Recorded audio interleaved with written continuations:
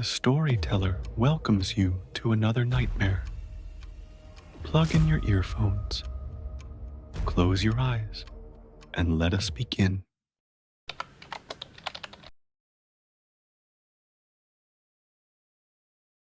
Have you ever felt something watching you?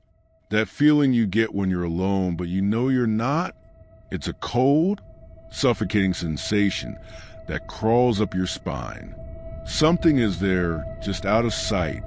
Something waiting. I spent years working at a psychiatric hospital in Spain. People called it the Hospital of the Forgotten, for good reason. If you were there, you weren't just sick, you were lost. I should have left the moment I realized something was wrong, but I didn't. And now, I'm left with a story I can't forget. A story that still haunts me, even now in my retirement. The things that happened there, I can still hear it. The screams, the whispers, the shadows that moved on their own. But it wasn't until Enrique's death that I understood just how deep the darkness ran. Enrique had been there for years. He wasn't like the others, not like the ones we could help. He'd been subjected to everything: electroshock therapy, isolation, sedation. The hospital had a, let's say, unique approach to mental illness back then. But Enrique, he broke. I saw it in his eyes. He was already gone. And then one night, that was the night it all changed. I remember hearing it. A distant sound in the middle of the night. Screams, but not from any patient. It was different, urgent, desperate, and then silence. I knew something wasn't right, but I didn't move fast enough. The next morning, we found Enrique, but it wasn't him anymore. He was unrecognizable. His body had been mutilated, and it wasn't just the blood. It was the way his eyes were open, wide, but not with fear. It was something else, something far worse. I couldn't look away. Something told me his death wasn't an accident. It wasn't just the physical damage that got to me. It was the feeling. It was like he had been trying to communicate something, but I had no idea what. I didn't know then, but that was the start of everything. After Enrique's death, things started happening. At first, it was just small things. A flicker of light here, a cold breeze there. But then the voices started. Whispers that came from nowhere. It was always the same. He's still here. Over and over again. He's still here. And then we saw him. Enrique's face, staring from the window of his old room. I thought my mind was playing tricks on me, but the others saw it too. It was his face. His exact face. Eyes wide open. Staring, always staring. One night, I couldn't take it anymore. I had to go back. I needed answers. I thought if I could just find out who or what was haunting that place, I could stop it. I had no idea what I was walking into. The door slammed behind me. I turned around, but no one was there. The lights flickered, then went out completely. I couldn't see anything, just the darkness. I heard Enrique's voice, faint at first.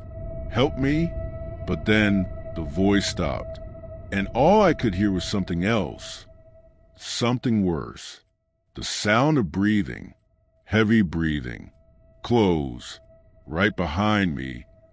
When I turned around, no one was there. But something was. It was in the air, all around me. I could feel it, touching my skin. I ran, but the whispers never stopped. To this day, I hear them. He's still here. He's still watching. I didn't escape. None of US did. Some spirits never leave. They wait, and sometimes they find you.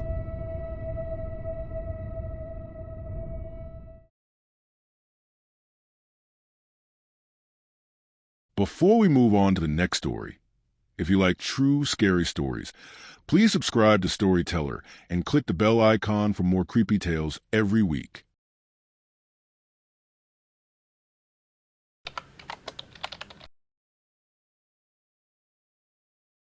Have you ever walked through a place so steeped in suffering that the walls themselves seem to whisper? A place where the past bleeds into the present, and the spirits of the forgotten never truly leave? I used to work at a lunatic asylum in Italy. It was a place of nightmares, where cruelty was a rule, not the exception. I was just a young orderly back then, barely out of training. I thought I knew what I was getting myself into, but nothing could prepare me for what happened, especially that night. The lunatic asylum was built in the early 19th century. It was meant to be a place of care, but instead, it became a prison of horrors.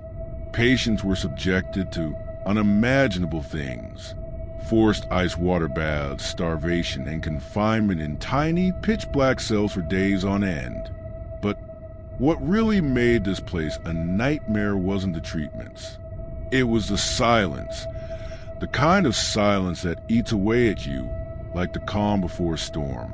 I remember the first time I saw them. The patients who had been so broken by the place, they no longer recognized the world outside. Some of them had lived here for decades, their minds twisted beyond repair.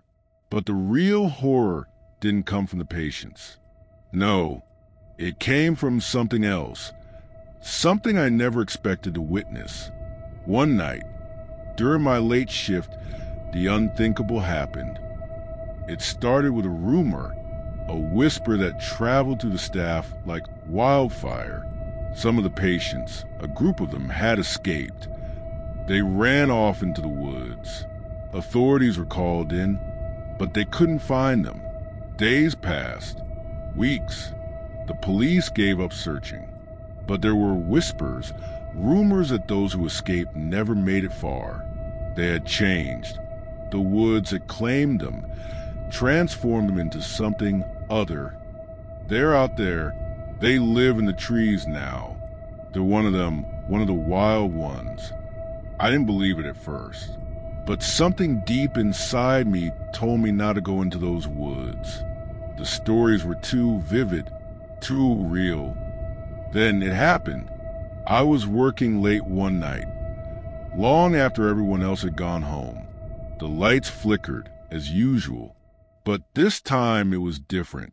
There was something in the air. I walked through the halls. The silence was deafening. But then I heard it, scratching, faint but unmistakable. It was coming from one of the rooms. I tried to ignore it, but it kept getting louder, closer. I knew I should turn back, but I didn't. I opened the door, and what I saw, I'll never forget. They had been here, the escapees. But it wasn't just the scratches, it was the eyes. I saw them, in the window, eyes wide and staring. But they weren't human eyes. They were something else, something feral, something that had lived in the woods for far too long. I ran out of that room faster than I thought possible. But as I was leaving, I heard something. It was a whisper, barely audible, but clear as day. We're not done yet. I never went back after that night. None of the staff ever did. The asylum was abandoned soon after, left to rot. But the stories didn't stop. They never stopped. I've heard the rumors since.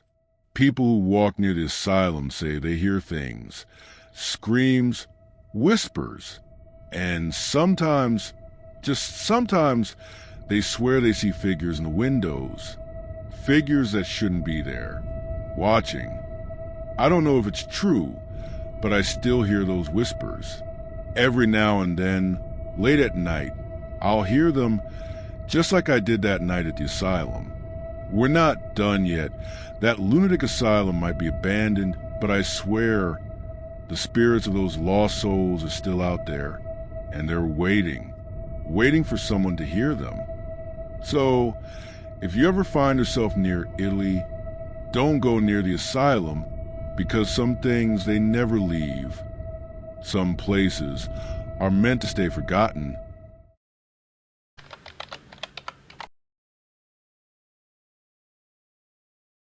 You don't forget the things you witness in a place like Mary's Hospital, not the flickering lights or the endless echo of footsteps in empty halls, and definitely not the strange sounds that came from the walls. But most of all, you don't forget Susan. It was a night like any other. I was a young worker at the hospital back in the 1950s, tasked with checking on the patients in the most isolated wards. There was one patient, though, that we never spoke about out loud. Her name was Susan, but I swear I can still hear her voice in my head, even now. And what I heard, what I saw, it's still something I can't explain. It started when Susan was placed in solitary confinement. They said it was for her own good, though I'm not sure anyone truly believed that. She was different, strange, quiet, always looking over her shoulder, whispering to herself. At first, we thought she was just another patient on a long list of cases we couldn't figure out. But then, things started happening. It was around midnight when I first heard it. The doors slamming. At first, we thought it was the wind, but it never made sense. This was Iowa, after all. No breeze. Nothing. Then there were the lights. Always flickering. Always out of sync. It was like the building itself was alive, pulsing with something dark. At first, we shrugged it off as faulty wiring. But I swear, the flickering never felt right. It felt intentional. And then, the whispers. I could hear them. It wasn't just in Susan's room. It was everywhere. But only when she was nearby. It was like the walls themselves were talking. No one could make out the words. But we all knew it was her. We all thought Susan was delusional. But after a while, we started to wonder. Was it her? Or was it something else? Something in the walls? Then one night, Susan vanished. Gone. No signs of struggle. No trace. Just empty walls. I was working that night, doing my usual rounds. I was told to check on Susan. It was late. The hospital was quieter than usual, and I remember thinking that it felt wrong. I walked down the long hall, passing the dim lights that flickered like they were struggling to stay on. I reached a room, and it was dark. Too dark. I opened the door, but there was no Susan.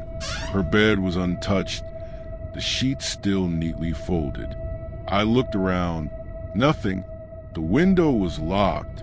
The door was shut. There was only one thing left. I looked at the walls, and that's when I heard it. A soft, high-pitched cry coming from the wall. I swear it was coming from behind it. Susan's voice. I ran out of there, straight to the nurse's station. But when I told them, they didn't believe me. They said I was tired, hearing things. But I know what I heard. I felt it, too. The air was heavy, thick with something I couldn't explain. The next morning, Susan was gone. No sign of her. No trace. We searched every inch of the building, but she was gone. The hospital was closed shortly after. The official reason was budget cuts and mismanagement. But the staff, we knew that something wasn't right. The whispers continued. The sounds, they never stopped. Years later, after the hospital was abandoned, people started visiting. Ghost hunters, thrill seekers, even locals. And they all said the same thing. The cries, the whispers, the sounds that would come from the walls. But what terrified me the most was that every single person who went into Susan's room, they never came back the same. Some claimed to have heard her voice. Others said they felt cold hands brush against their skin. And me, I never went back. I couldn't, because I know what I felt. I know what I heard. And I know that Susan wasn't the only thing in those walls. So what happened to Susan? Was it just madness? Or was there something else?